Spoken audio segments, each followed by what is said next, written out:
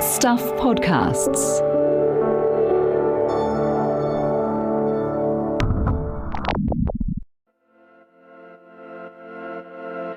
Hi, I'm Michael Wright, and this is The Long Read from Stuff, a new audio feature and podcast that showcases our best long-form writing and lifts the veil a little to tell you how these stories came about. This week's feature is called The Great Kia Cull by Timaru Herald reporter Charlie O'Mannon, who joins me now. Hi, Charlie. Hey, how's it going? The Great Kia Cull, that's an ominous title. What is this story about? Yeah, it's a bloody chapter in New Zealand's history that almost no one knows about. I first came across the story because I was looking back through some old Timaru Herald archives from 100 years ago, and I found an article that said 20,000 sheep killed by Kia in a single year. And I thought it was a joke, and I looked into it more, and it turns out there's been this massive war in the high country for the past 120 years between high country farmers who feel like Kia were killing their sheep, and they do kill sheep. It's really up in the air as how many sheep they kill and how actually prevalent the problem is. And then the actual bloodbath that farmers launched on Kia in retaliation. So you're not mincing your words when you say cull. This is eradication we're talking about, yeah? Yeah, absolutely. I did a lot of work going back through the old newspaper articles and opinion pieces from the 19th and 20th centuries, and all of the talk is we want to wipe this species out. And this is a unique New Zealand species. I don't think you could find a single person today who would feel comfortable saying, I want to eradicate a species at all, let alone a unique indigenous species, and one that has actually become so prevalent in our popular imagination. But it's true, and they wanted to wipe them out. And they tried really hard. That seems hard to reconcile. Kia are part of our cultural identity now. They're beloved in a certain way. It does not sit well that we tried to get rid of them. No, it really doesn't. And also, they're not doing well now. The current Kia population has been 3,000 and 6,000 birds. That's really, really low, and that declines every year. There are species in serious trouble. We're in actually a weird situation where Kia are so resilient for such a long amount of time when we were actively trying to hunt them. And now when we're trying to conserve them, other pressures like predation and lead poisoning, all of those kind of things are doing a much better job than we ever tried to do when we were intentionally trying to kill them. Thanks, Charlie. On that macabre note, here is me reading Charlie's story, The Great Kia Cull. Shepherds on the Lake Wanaka station were among the first to notice it. Unusual injuries to the sheep they tended. Tear marks and wounds, some healed, some festering. The condition of the animals varied, from a patch of bare skin to a large open hole trailing innards. It was 1867. The shepherds on the high country station, which back then spanned the entire southern end of Lake Wanaka, floated theories that blackback gulls or packs of wild dogs were responsible. But when they put poisoned sheep carcasses out on the high country, they found them surrounded by dead Kia. Wanaka Station runholder Henry Campbell ordered his men to watch the sheep carefully. One of those men, James MacDonald, made the first recorded sighting of Kia killing sheep on a snowy day on the heights. I saw the Kia at work, MacDonald later said. He would come down from the rocks, settle on a sheep's loin, and peck into the sheep, which would run through the mob. But the bird stuck to the sheep all the time, till he got a piece out of it. Then he would fly to the rocks. In retaliation, the Kia was slaughtered. It was just the beginning. For the next 100 years, a government-sponsored bounty created a whole industry out of the eradication of the native bird. The Kia is one of the world's smartest birds and the only alpine parrot. They've been seen to craft and use tools, and are able to work together as a group to solve logic puzzles. Unusually in the bird world, they prolong their sexual intercourse for up to 10 minutes. They're also nationally endangered and decline in number every year.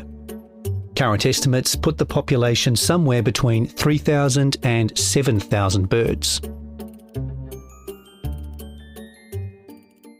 It's thought that between 1867 and 1970, when the government bounty on kea ended, about 150,000 birds were killed. For those 100 years, anyone with a severed kea head or beak could present it to their local government office and claim a cash reward that got as high as $75 a beak in today's money. It was a miracle that they actually managed to survive that sort of onslaught, Kea Conservation Trust Chair Tamsin Orr Walker says. It's probably one of the worst cases of avicide of an endemic species globally. In the beginning, kea were only killed by high country shepherds and musterers, who carried firearms with them while they went about their work.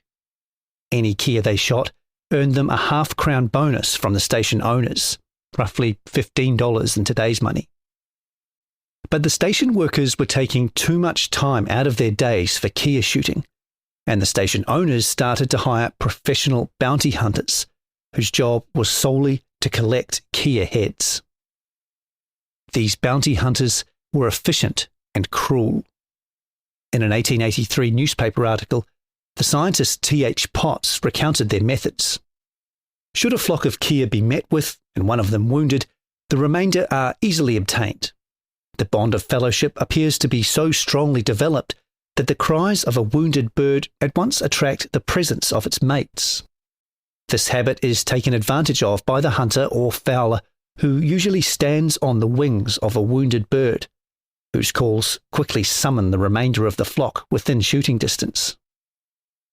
Henry Campbell is quoted in 1883 saying he had personally killed 3,000 kea over 12 years, sometimes as many as 500 in 1 year. Over the same period, he said he lost 30,000 sheep to kea attacks.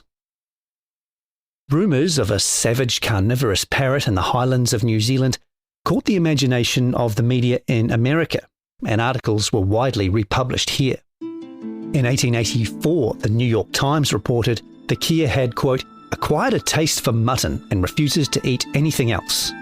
Whenever a flock of kea discover a flock of sheep, they fall upon the latter, loudly shrieking, "Polly wants some mutton," and, perching on the backs of the unhappy sheep, tear them to pieces. The articles only increased in salaciousness. In 1914, the Oregon Sunday Journal described the kea as a terrible man-eating parrot which devours human flesh with evident enjoyment. It continued, at first, dead sheep satisfied it, but later only live sheep would do. As the birds became stronger and bolder, they learned to attack unprotected men who were unable to defend themselves. In this way, they developed a taste for human flesh. On top of the bounty paid out by station owners, local and then central government stepped in with their own incentives. The result was that by 1900, bounty hunters could get around 5 shillings per kea beak, or about $50 in today's money. The number was to climb further. The common language from this period was not merely reduction of kea numbers, or of managing the risk they posed to sheep. It was nothing less than eradication. Station holders encouraged their bounty hunters to tramp deep into the Southern Alps on hunts, far from any farm, and the government was criticised for not actively killing kea in national parks, where there was a burgeoning industry in capturing the birds alive and selling them to tourists. During the 1900s, the government bounty slowly started to climb under pressure from the hugely influential station owners, whose wool industry made up a sizable chunk of the country's GDP. At the same time, other New Zealand species were starting to become legally protected. In 1906, the Animals Protection Act extended full legal protection to many New Zealand species. Most of the rest were added in 1910. The kea wasn't fully protected until 1986. It was the last native bird to gain this status. In October 1920, the government raised its bounty to 5 shillings a beak, with some councils paying out 2 and 6. station owners were dramatically increasing their contributions as well. In 1908, one farmer said he and his neighbours were paying out 10 shillings a head. At its peak, bounty payments reached $75 a bird in today's money. The reaction was immediate. A newspaper article in 1921 reported that after the increase, quote, the mortality of the birds increased immediately, out of all proportion to the previous year's killings.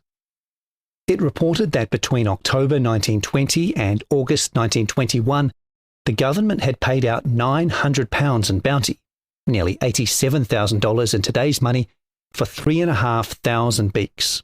And, quote, the tally is fast mounting up. In the year 1919 to 20, when the bounty of 1 shilling was obtained, only £46 was paid out for the destruction of the feathered pest.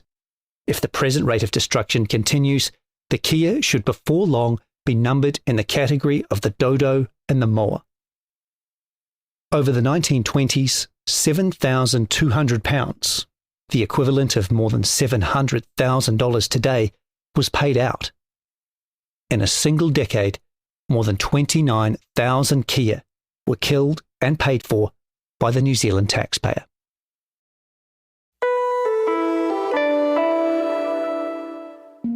Hi, I'm Carol Hirschfeld, the head of video and audio at Stuff. If you're enjoying our Long Reads podcast, how about contributing to the Stuff supporter program? You can contribute any amount you choose, and you can do it just once, or monthly, or annually. Direct support from people like you helps us produce the kind of journalism you're listening to right now. Go to stuff.co.nz/support. It was during the 1920s that the culls hit their first serious roadblock. The public balked at the enormous sums being paid out to station owners, who were already some of the richest people in the country. As one 1920 opinion piece put it, policemen at 12 shillings a day, tailoresses, tram conductors, small farmers and so forth are to foot the bill of the men who kill keas on the properties of the run holders, who have net yearly incomes of £5,000 upwards. How long is the other fellow going to allow the government to dispense charity to the wealthy spoon-fed run holders? The piece, like many others of the time, went on to question how much damage kea were actually causing to high country flocks. I am quite willing to admit that keas kill sheep at times, but not to the extent that some owners maintain. The death rate from ordinary causes in low sheep country is very often as considerable as that in the high country, yet the kea is not saddled with the blame. If kea were as extinct as the moa, I question if the death rate in the high country would show much diminution.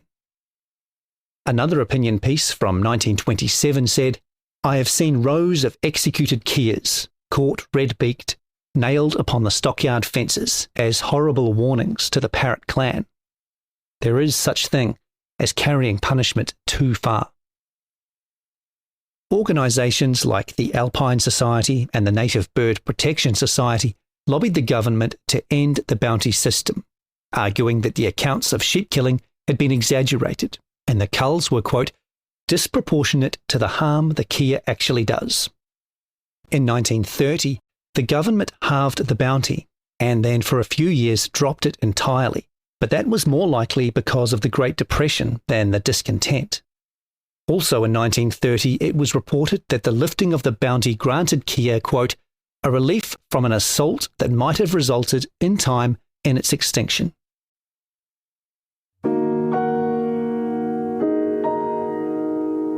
By 1935, station owners were beginning to report that kea numbers were increasing again, blaming the Depression years when the bounty was withdrawn.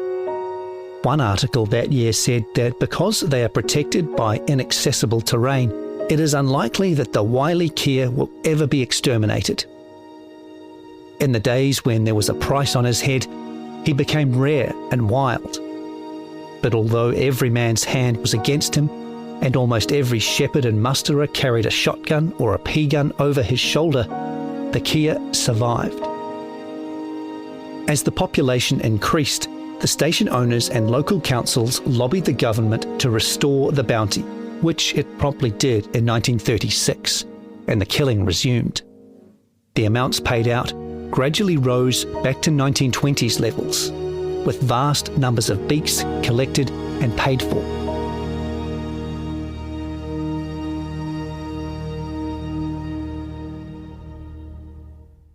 By 1944, the Department of Internal Affairs became concerned that beaks from the protected kaka were being passed off as kia to collect the bounty, as kia became harder to find. The Under-Secretary of the department suggested making it mandatory for all collected beaks to have their head feathers attached for identification. The idea was considered, but rejected when the director of the Dominion Museum offered to inspect each beak that was collected if they were sent to him through the post. By the 1960s, kia were becoming rare. Waitaki District Council records showed fewer and fewer beaks paid out for bounty. In 1970, federated farmers offered no opposition to a law change that would end the bounty and grant kia partial protection. Evidence, perhaps, that attitudes had begun to change. Or it could have been because partial protection didn't really mean anything. In a 1969 letter to county clerks informing them of the law change, Secretary for Internal Affairs Gordon Williams said, quote, "If you receive inquiries about the future status of the kia, you can point out that the Order in Council does not radically change the present position. Kias may still be destroyed by the occupier of a property or persons acting under his direct authority where the species is causing damage." Wanaka resident Sean Collins remembers stories about his grandfather, Albie Collins, shooting kia. Probably in the 1930s, he says, definitely in the 1940s and 50s, and I expect still a little in the 60s and 70s. Albie Collins had a great time killing kia and said that it was good, easy money, Sean Collins says. I remember that in the 1980s, Albie was chafing at the bit to camp out in the winter at Makarora to get kia that were killing sheep, but the farmer probably didn't want to pay and dealt with them himself. The campaign to fully protect the kia was started by children's book author Philip Temple. He was writing a novel about anthropomorphic kia and became concerned that the bird was still being killed in the high country. Temple wrote to the Director of Wildlife Services in 1980 about giving the bird full protection. He wrote again in 1981.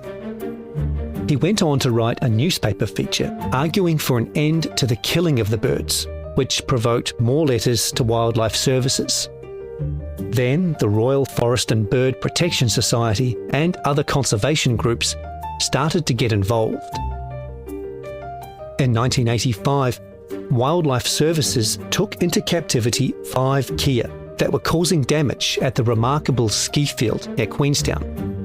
This triggered massive public backlash and considerable media coverage, all demanding the release of the Remarkables 5. The campaign gained steam, and on November 13, 1986, after 120 years of organised massacre, kia were finally fully protected.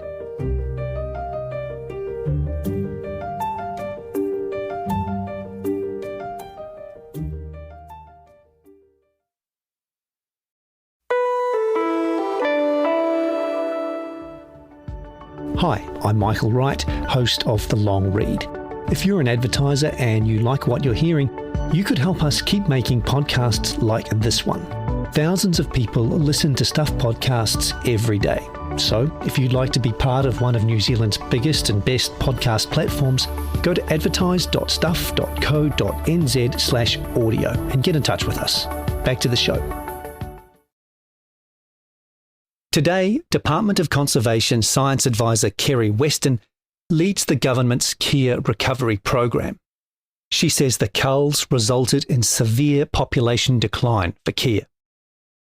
Around 150,000 kia were killed in that period, she says, and now there are estimated to be somewhere between 3,000 and 7,000 birds left. Obviously, that's a massive decline. and is going to have pretty large implications for any population that goes through it. Weston says the culls left kea more vulnerable to other pressures like predation. They're already in low numbers, she says, and they're incredibly vulnerable to predators because they nest on the ground and spend a lot of time on the ground foraging. Although the culls have stopped, predators like stoats and feral cats have meanwhile been increasingly an issue for kea. We're learning now that they're having a major impact on their population. Now the main driver of kea decline is introduced predators, and that's definitely where we're focusing our efforts. Weston says in areas where there is no predator control, only 1 in 10 kea breeding attempts is successful. In areas with predator control in place, that increases to 7 in 10. Part of the problem is that kea have large home ranges, spanning both public and private land, and for predator control to be effective, it needs to cover large tracts of habitat. Weston says about 40% of kea habitat on public conservation land is predator controlled. The Department of Conservation is trying to expand this, but she doesn't know how much kea habitat is on private land. We don't have that information, she says. We know anecdotally in some areas they've declined or completely vanished. We're not seeing them increase. They are a species in real trouble.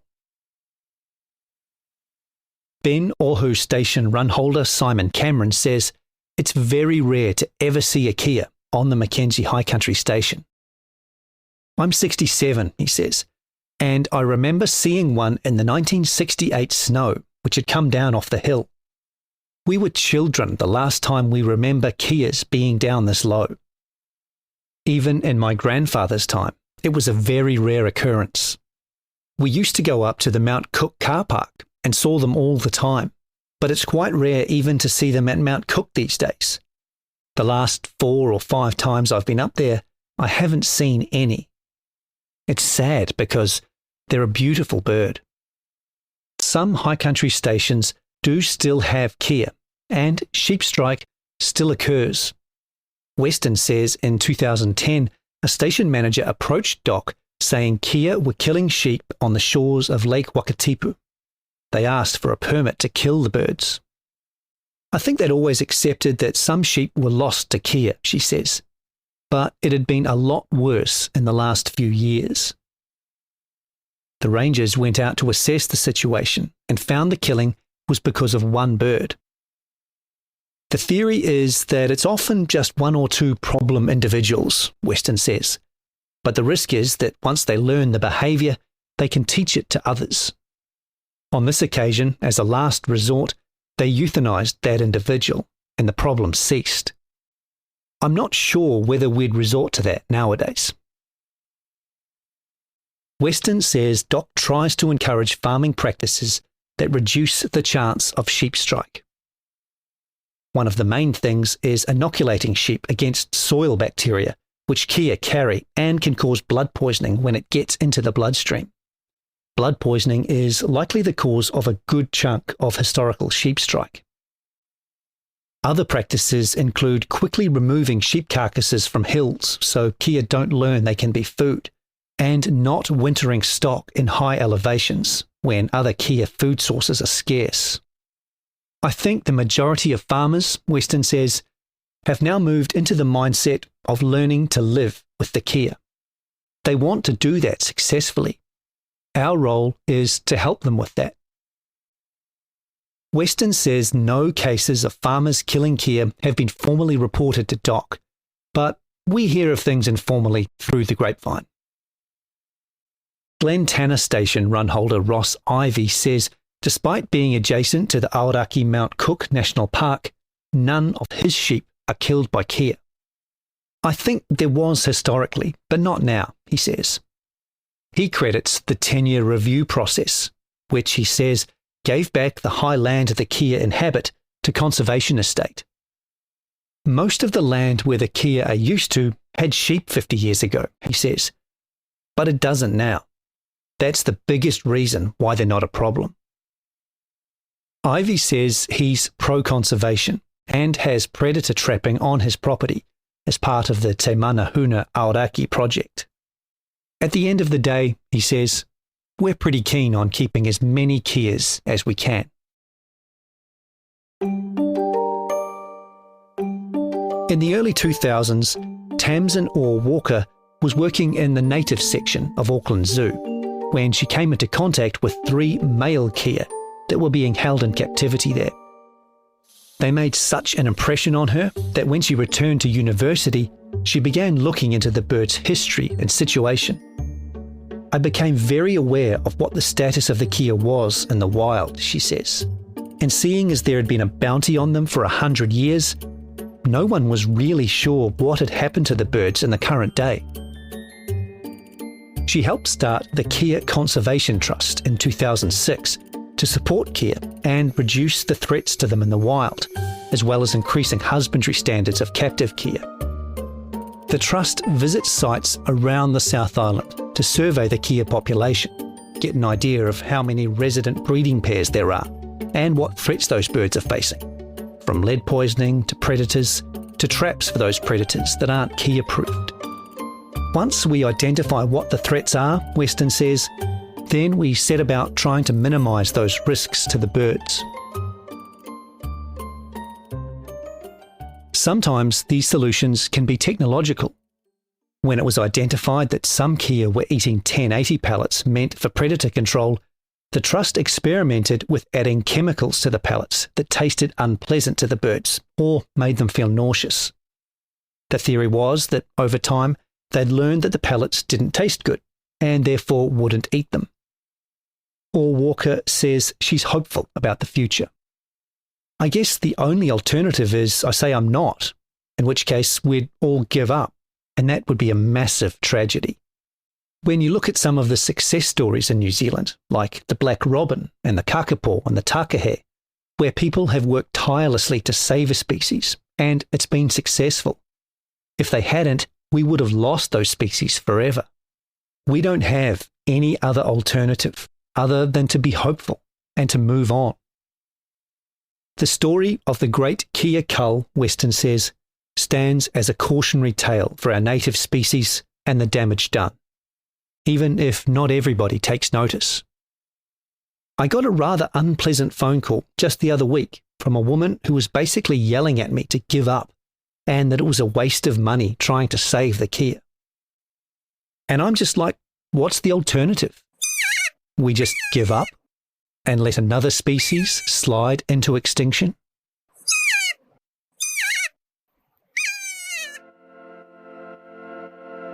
That was The Great Kea Cull on The Long Read from Stuff, written by Charlie O'Mannon, read and produced by me, Michael Wright.